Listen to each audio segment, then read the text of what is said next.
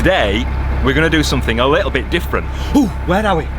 Well, interesting question. If you got a pin and a map of England and just put it right in the middle of England, that's roughly where we are. We're just outside Rugby, at the bottom of Hillmorton Locks, and they are officially, according to the Canal and River Trust, the busiest flight of locks in the country. Ooh! Now, normally we kind of time-lapse through locks and speed it up a little bit, or if there's an interesting story, like when they bombed Bunbury Lock, works every time, we'll tell you that. But Hillmorton's a little bit different. Not only is it the busiest flight of locks in the country, but there's a set of boaters and volunteer lock keepers and businesses that have set up this really interesting micro community around the canal.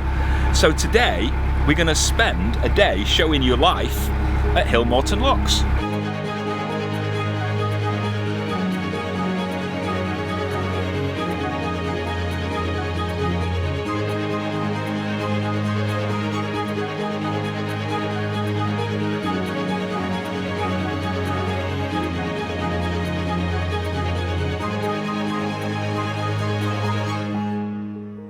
Built in the early 1770s, the Moreton Flight, as it was known back then, was a single set of 3 locks raising the Oxford Canal by about 19 feet. By the time the canal finally reached Oxford in 1790, trade was booming, but the Moreton Locks had become a constant bottleneck, and the delays were costing boatmen and the canal company a lot of money. The solution was to build a second duplicate lock at the side of each of the original ones, and they were completed in the 1840s. It eased the bottleneck and it saved a lot of precious water.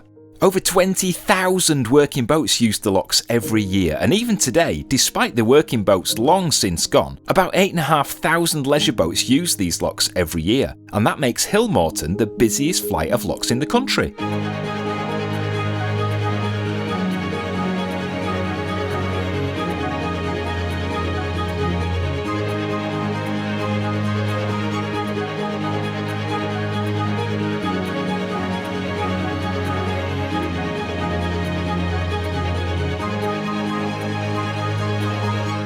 Before we get started with the locks, I met up with Kevin, who, as well as being the lead volunteer at Hillmorton Locks, is also a mine of information about the area. So I started by asking him what motivated him to join the volunteers in the first place. In the first place, as I live locally, and I used to, after I retired, I used to come down here walking the dog, and I saw the other volunteers, and I thought it might be something that I'd like to get into. But the real motivation is be out in the fresh air, put something back to the local community, and meeting people. It's really good to meet all kinds of different people on the lock side. You get sort of 5 or 6 minutes, but maybe longer, as they come through the lock. I once likened it to speed dating. I don't know whether you want that last bit in. Definitely. Did you ever meet anybody through it then? No. That's my wife. You've just met the wife. I'll volunteer with the wife. I guess the clue's in the job title, but what exactly does a volunteer lockkeeper do?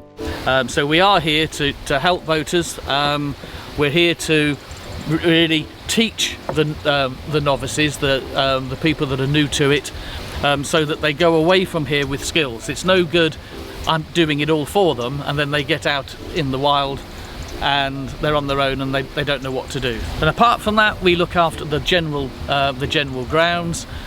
We do some maintenance, light maintenance, so oiling, greasing of the paddle gear and the collars. We've established a herb garden, the picnic tables. They've been designed and built by the volunteers. I mentioned at the start of the video that Hillmorton Locks were consistently the busiest locks in the country. I asked Kevin if he knew why they're so popular. There's 3 main reasons. Firstly, we do have a number of hire boat companies either side of the locks, but also we sit on two rings. So this is part of the Warwickshire ring and is also part of the Leicestershire ring. But if you zoom out and look at a map of the canal network of the UK, it looks a little bit like an H. So you've got canal going up the east side and the west side, and this is the bar in the middle. We've been through Hillmorton Locks a couple of times now, and I can never work out which is the original and which is the newer duplicated lock. Did Kevin know? The 1840 locks have cast iron ground paddles at either end, whereas the earlier lock has gate paddles at the bottom end and smaller ground paddles at the top end. Last time we were here, I borrowed a book and I donated one of mine in exchange. But this time I've noticed that they've got stickers on them. What's that all about? So we've run a bookstop for a number of years, and about 5 years ago we decided that we could build a modular bookcase that fits in the empty window space here. But new for this year is all of the books now have a little Hillmorton lock sticker on them, and we'd like your photographs of where on the network the books you take from Hillmorton end up.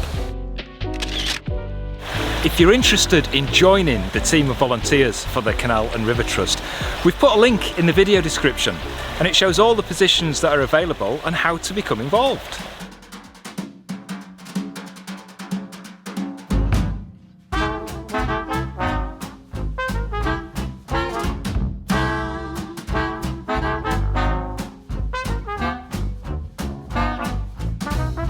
The 3 duplicated locks are numbered in pairs from 2 to 7. But where's lock 1? Well, remember Sutton Stop back at Hawkesbury Junction? That was lock 1, even though it's just a stop lock. And of the 6 locks here, lock 2 is a little bit special. Back in the mid-1800s, when about 20,000 boats a year were using these locks, you can imagine that the gates took a fair bit of hammering. To make the gates stronger, each one was supplied with large cast iron gates instead of the usual timber ones. Lock 2's bottom gates are now the only ones that are still made from cast iron, and as a result they're grade 2 listed, and that means they're of special interest, so every effort's got to be made to preserve them.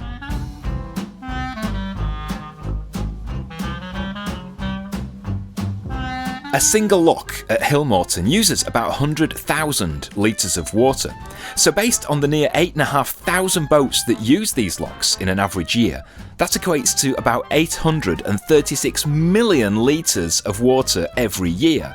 So where exactly does all that water come from? Well, some of it comes from the River Swift, which is about 5 miles away, and it's carried down the disused Brownsover arm of the canal.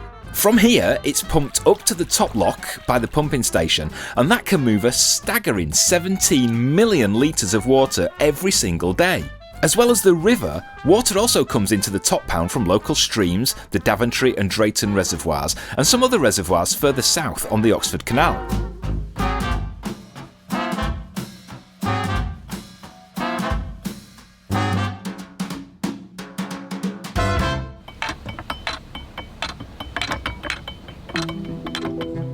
When towns and cities are redeveloped over the years, sometimes it's difficult to remember how things used to look. And around the canals, things haven't changed that much in over 250 years.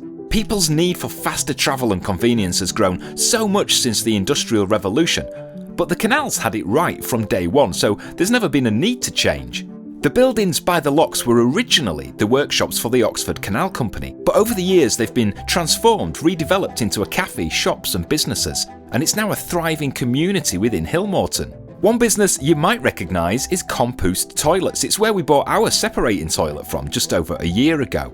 Now I know these always have cake, so I couldn't resist dropping in to see how they were getting on. Nigel and Lorraine have got a narrowboat themselves, and it was Nigel's idea to design and build his own toilet that led to the business developing. Up until a few months ago, they were making and selling toilets from their own house in the Midlands, but they've recently moved to these premises at Hillmorton. After I'd finished off the cake, I asked the guys what made them set up shop here by the locks. Well, at home, the toilets were just taken over our house. We needed somewhere else to work. We'd had a boat which isn't on the water yet, and we do a lot of walking around this area, and we just thought what a lovely location to set up business, and we now get the passing trade as well. Being a separating toilet, it's easy to compost the waste if you've got the facilities, and I was really surprised at the different type of customers that Nigel and Lorraine were attracting. We have people that do glamping, motorhomes, campers, adventure trucks and boats. So what is it about their toilets that are making them so successful at the moment? Well, it looks like a real toilet, they like the build quality, they don't have to move around to empty pump outs, and you don't have to deal with emptying cassettes. A couple of doors down from Compoost is what I can only describe as my idea of pure heaven. It's the most densely packed model railway shop I've ever seen. Excuse me, I might be a while. Seriously though, if you've watched our previous vlogs, you'll know how much I love model railways, and I'd love to have one on the boat, but A, I don't have the money, and B, I don't think Sean would appreciate me taking up the little space we've got. Although I wonder if Tony can help me out. Hello. Hey, how you doing? I've got a narrow boat. It's 57 foot long, Right. 6 foot 10 wide, Okay, and I want to build a train set on it. Can you help me? certainly can. Follow me. Oh, After literally a few hours of playing with trains, I asked store owner Tony how he got to own this oasis of train heaven. The shop was already here when I was looking to buy a business. I've been in the industry on and off since I was 16, and the guy who owned this before me was a retirement business anyway, but he'd finally got to the point where he wanted to retire and offered me the chance to buy it, and it felt like a natural progression of my career basically. It's quite an unusual place to have a model train shop, so I asked him what is it about Hillmorton that he likes. It's a really nice scenic location. It's nice to be out of the town really. It's sort of nice to be in the countryside and in the quiet almost. There's a great community around here. All the unit owners look out for each other. The canal people are great. It's good. It's really nice around here. I could stay here all day, but Sean's been texting me to tell me my dinner's going cold, so I better get off. But I'm not going empty-handed. cheers, Tony. Thanks a lot, mate.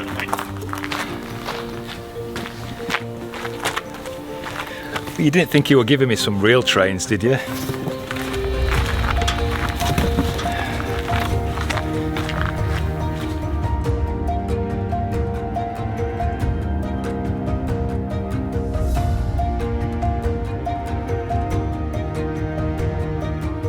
You might have noticed the lines in the lock balance beams. These are called lock lines, and it's poetry which has been carved into the wood to commemorate the inaugural year of the Canal and River Trust back in 2012.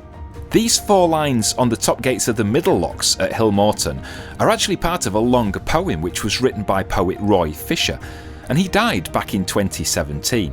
Now, I don't read a lot of poetry, I'm not going to pretend that I'm into it, but to celebrate his work and to pay tribute to him, I got a few people to recite the full poem.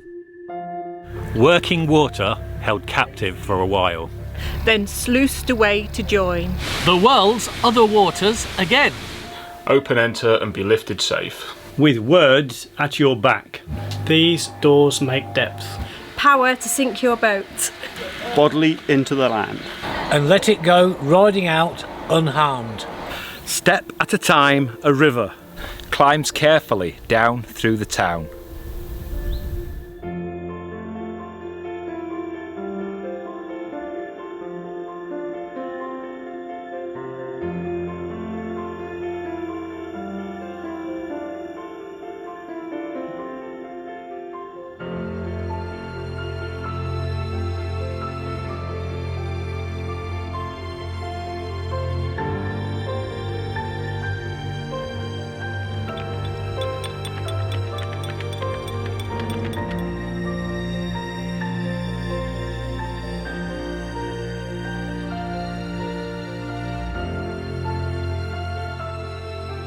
It's a bit sad that James Brindley never lived to see boats going through the locks that he designed. But the village did honour him by naming the main street through Hillmorton after him, which was nice of him. It is nice of him. Not as quite as nice as you not letting me walk out of that shop with all that train set. I had you going for a second, didn't I, when you saw that box? You should have heard the swear words. 2 of them I haven't heard since my granddad died. It's a fascinating little place. It's like a micro community around the canal. Yes. That's been established for hundreds of years, but it's still going strong, and it just goes to show how important the canals still are to places like this. We hope you've enjoyed it and sync I were thinking of, and that you've that you've enjoyed this episode. We've loved making it and loved meeting everybody Yes. that lives and works and boats through Hillmorton. It's been a great day, hasn't it? It has. Loved it. If you've enjoyed the episode, and we hope you have, and if you're not already, subscribe to our channel. Hit the thumbs up button if you liked it, and if you hit the notifications bell, YouTube will let you know every time we release a new video. Friday, 4 o'clock. There you go. If you want to help support the channel and keep us in production, Yeah. click the link up above Sean's head if you're on a phone, or down in the video description, and become a Patreon or a YouTube member. I wonder where we're going next week. We might be going to Braunston. See you later, bye. Ta-ra.